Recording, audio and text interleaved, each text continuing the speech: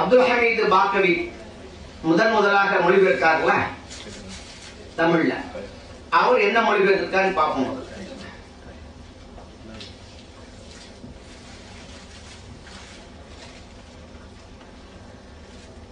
மேலும் அந்த யூதர்கள் பிராக்கெட் போட்டிருக்காரு, சுலைமானுடைய ஆட்சியை பற்றி அவர்களுக்கு சைத்தான் கற்றுக் கொடுத்திருந்த சூனியம், மாய மந்திரம் ஆகியவை பிராக்கெட்ல பின்பற்றினார்கள். ஆனால் சுலைமானும் உண்மையாகவே நிராகரிப்பவர்களாக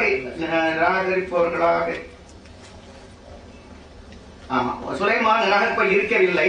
அந்த ஷைத்தான்கள் தான் உண்மையாகவே நிராகரிப்பவர்களாக இருந்தார்கள். ஏனென்றால் அவர்கள் மனிதர்களுக்கு சூனியத்தை பாபிலூன் என்னும் ஊரில் ஹாரூத் மாரூத் என்னும் மலக்குகளுக்கு இறக்கப்பட்டவற்றையும் சூனியத்தையும் இறக்கப்பட்டவற்றையும் கற்றுக் கொடுத்து வந்தார்கள். அவ்விரு மலக்குகளோ அவர்களிடம் சூனியத்தை கற்கச் சென்ற மனிதர்களை நோக்கி, நாங்கள் சோதனையாக இருக்கிறோம், இதை கற்றால் நீங்கள் நிராகரிப்பவர்களாகிவிடுவீர்கள், ஆதலால் இதை கற்று நீங்கள் நிராகரிப்பவர்களாகிவிட வேண்டாம் என்று கூறும் வரையில் அவர்கள் அதனை ஒருவருக்கும் கற்றுக் கொடுக்கவில்லை. இவ்விதனை கூறிய பின்னும் இதை கற்க விரும்பியவர்கள் கணவனுக்கும் மனைவிக்கும் இடையில் பிரிவினை உண்டு கொள்ளக்கூடிய வழியை அவர்களிடமிருந்து கற்றுக்கொள்ளார்கள். அல்லாஹ்வின் கட்டளையின்றி அதன் மூலம் அவர்கள் ஒருவருக்கும் தீங்கிழைத்து விட முடியாது. அன்றி அவர்களுக்கு யாதொரு பயனும் அளிக்காமல் தீங்கிழைக்கக்கூடியது எதுவோ அதைத்தான் அவர்கள் கற்றுக்கொள்கிறார்கள். தவிர இறை நம்பிக்கை பதிலாக அச்சூழியத்தை எவன் விலைக்கு வாங்கி கொண்டானோ அவனுக்கு மறுமையில் யாதொரு பாக்கியமும் இல்லை என்பதை தெளிவாக சந்தேகமர அவர்களும் அறிந்திருக்கிறார்கள். அன்றி தங்களையே விற்று அவர்கள் எதை வாங்கி கொண்டார்களோ அது மிக கெட்டது. இதை அவர்கள் அறிந்து கொள்ள வேண்டுமே. இது அவருடைய மொழிபெயர்ப்பு. இப்போ சகோதரர் பிஜே எப்படி மொழிகிறான் பாருங்க. சுலைமானின் ஆட்சியில் ஷைத்தான்கள் கூறியதை இவர்கள் பின்பற்றினார்கள். அவ்விரு வானவர்களுக்கும் சூனிய கருத்து அருளப்படவில்லை. அவ்விரு வானவர்களுக்குங்கிறத மேல கொண்டு வர மேல அந்த மாதிரி இல்லை. சுலைமான் ஏக இறைவனை மறுக்கவில்லை. பாபில் நகரத்து சூனியக்களை மக்களுக்கு கற்பித்த ஹாரூத் மாரூத் என்ற ஷைத்தான்களே மறுத்தனர் அப்படிங்கிற. நாங்கள் படிப்பினையாக இருக்கிறோம், எனவே மறுத்து விடாது என்று கூறாமல் அவ்விருவரும் யாருக்கும் கற்றுக் கொடுப்பதில்லை. கணவனுக்கும் மனைவிக்கும் இடையில் பிரிவினை ஏற்படுத்ததை அவர்களிடமிருந்து அவர்கள் கற்றுக்கொண்டனர். அல்லாஹ்வின் விருப்பம் என்று யாருக்கும் எந்த தீங்கு அவர்களால் செய்ய முடியாது. அவர்களுக்கு தீங்களிப்பதையும் பயனளிப்பதையும் கற்றுக்கொண்டார்கள். இதை விலைக்கு வாங்கியவருக்கு மறுமையில் எந்த பாக்கியம் இல்லை என்பதை உறுதியாக அவர்கள் அறிந்து வைத்துள்ளனர். தங்களை எதற்காக விட்டார்களோ அது மிகவும் கெட்டது, அவர்கள் அறிய வேண்டாமா? அவர் செய்யக்கூடிய தவறு என்ன தெரியுமா? இந்த மலக்கைனி ஹாரூத் மாரூத்ங்கிறத அல்லாஹ் தெளிவா சொல்றான். அலல் மலக்கைனி இறக்கப்பட்டது, அலல் மலக்கைனி பாபில ஹாரூத் மாரூத். இது சாதாரண ஒரு மனிதன் கூட புரிஞ்சுக்க முடியும். அரபியை கற்றுக்கொள்ளாத ஒரு ஆள் கூட கொஞ்சம் விளக்கமா பார்க்க முடியும். என்ன வருது? உமா உன்சில இறக்கி வைக்கப்பட்ட அலல் மலக், இரண்டு மலக்குகள் மீது பாபில் இருந்தவர் ஹாரூத் மாரூத். இவ்வளவு தெளிவா இருக்கிறத இவர் என்ன பண்றாரு? ஷைத்தான் என்று மொழிபெயர்க்கிறார்.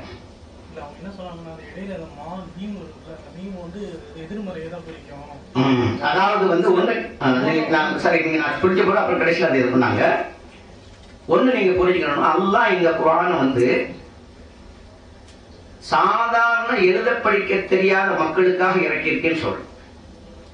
இந்த இலக்கண இலக்கியம் கட்டுவிடாது வா வரணும் நீ வரணும் இதெல்லாம் வழிகட்டில் இருக்க முடியாத விளக்கமே அல்லாம சாதாரண படிக்க முடிஞ்சு வழங்குறதான் விளக்கம். நல்லா புரிஞ்சுக்கிறேன். வா அப்படி நீ யார் இந்த மாதிரி வார்த்தை வச்சாங்க?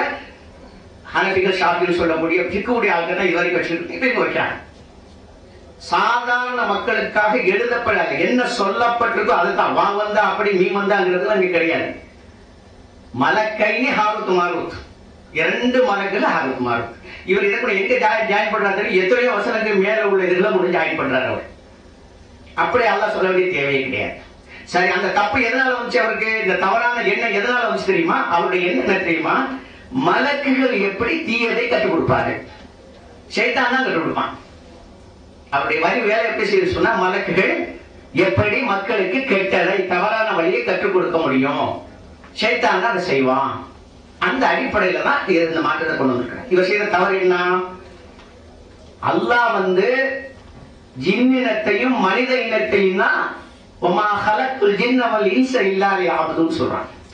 அவர்களைத்தான் தனக்கு முற்றிலும் கட்டுப்பட்டு நடக்க வேண்டிய அடியார்களாக அல்லாஹ் படைச்சிருக்கான்.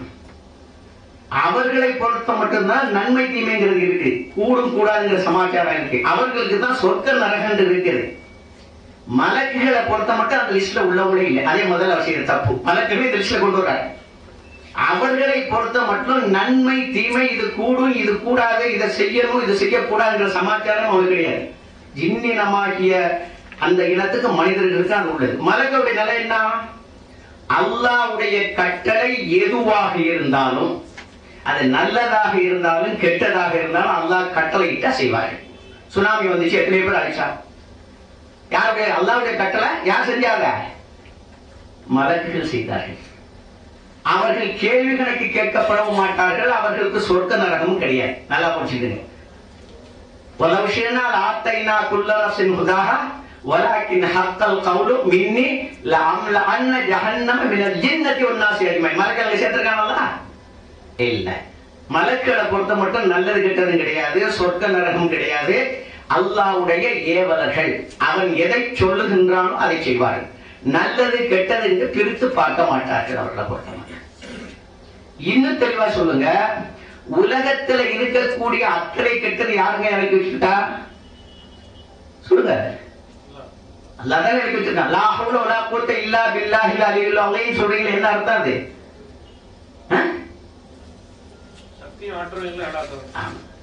அப்ப உண்மையிலேயே எந்த விஷயமாக இருந்தாலும் அல்லாஹ்வுடைய புறத்துல தான் வந்தாகணும். இது சோதனை வாழ்க்கைன்னு சொல்றோம். அல்லது ஹலக்கல் மௌத்த வல் ஹயாத்த லியப்லுவக்கும் அய்யுக்கும் அஹ்ஸனு அமலா. உங்களில் அழகிய அமல் செய்யக்கூடியவர்கள் யாருன்னு பார்ப்பாரு. அப்ப என்ன இருக்கும்? நல்லது கெட்டது இருந்தாலும் நல்ல அமல் செய்யணும் பார்க்கலாம். கெட்டதே இல்லைன்னு வச்சுக்கிடுங்க, நல்லது மட்டும் இருக்குது. எவனாவது நரகத்துக்கு போனா சோதனை தேவையா? பரீட்சை தேவையா? இப்ப நீங்க பாக்க ஸ்கூல்ல இந்த ஆப்ஸ்டக்கிள் ஆப்ஸ்டக்கிள் ரேஸ் இருக்குல்ல, அதுல சில கூத்துலாம் பண்ணி வச்சிருப்பாங்க, தடையெல்லாம் வச்சிருப்பாங்க, அதெல்லாம் சமாளிச்சு ஓடணும். அப்ப இந்த மாதிரி நிலை இருக்கிறதுலதான் இவன் எப்படி செய்யறான்னு எல்லாம் அசோதிச்சு பாக்குறான். இப்போ தென்னை மரம் இருக்கு, பனை மரம் இருக்குது, கித்தல் மரம் இருக்குது. பாலையை சீவி விட்டுட்டு படிக்கிறது, அது என்னது? ஒரிஜினல் அது என்னது? கல் தானே. அப்ப கேட்கலாம்ல, அல்லாஹ் கல்லை இறக்கி ஏன் குடிக்காதுன்னு சொல்றேன்னு கேட்கலாம்ல? கேட்கலாமா? அல்லாஹ் பாலையை சீவி விட்டாலே வரதே கல்லு தான், அதையே நீ சாப்பிட வேணும்னு சொல்ற. நாம என்ன பண்ண வேண்டியது இருக்கு? அந்த பானையில சுண்ணாம்பு பூசி அது என்னமா மாற்ற வேண்டியது இருக்கு. அப்போ அல்லாஹ் இயற்கையிலேயே சோதனை வாழ்க்கையாக ஆக்கி இருக்கிறாங்க, இது அழைக்கிறான். அதை நம்ம புரிஞ்சுக்கணும். அப்ப இதுல என்ன தெரியுதுன்னு சொன்னா, இந்த இடத்துல அவர் மொழிபெயர்ப்பு தவறு. இந்த இடத்துல மலக்கைன்னு மலக்குகள் தான், இதுக்கு மாற்றமான பொருள் இருக்கு, தவறு. மலக்கைன்னு ஹாரூத் மார்க் தெளிவா வந்துருச்சு. அப்ப இதுக்கே உங்களோட சொந்த வியாக்கியான வழக்கத்துக்கு எங்கேயோ ஒரு மலக்கள் சொல்லி காட்டணும். அப்ப அல்ல விவரம் எடுத்துமா இந்த இடத்துல போய் மலக்கைன்னு சொல்றான், அந்த இடத்துல மலக்கைன்னு சொல்லியிருக்கணும். அப்படி இல்லை. ஆமா, மலக்கைன்னு பாபிலி ஹாரூத் மார்க் இடையில பாபிலிங்கிற வார்த்தையை அதான் போட்டிருக்கான். ஆமா, அது மட்டும் இல்லாம வாவுக்கு எடுத்து மீன் போட்டு அதை எதிர்மறையும் குறிக்கிறான். அதெல்லாம் அந்த கருத்தெல்லாம் எடுக்கவே முடியாது தம்பி. அது அந்த மாதிரி நான் சொல்றேன், அந்த வாவு மீன்கிற சமாச்சாரம் இது பிஜே மட்டும் சொல்லல. பஹாரில நம்ம குர்ஆன் சரி உரையில அவங்க இதுக்கு முன்னாடி உள்ள இமாம்களும் தலைப்புல வேற எங்கேயோ அதாவது நாம பேசுறதை கேட்டுட்டு அப்புறம் கடைசி கேள்வி நேரத்தில் உங்களுக்கு இதெல்லாம் கொண்டாங்க, அந்த நேரத்தில் நம்ம பார்த்துக்கணும். ஆக இந்த இடத்துல இது ஒண்ணாச்சா.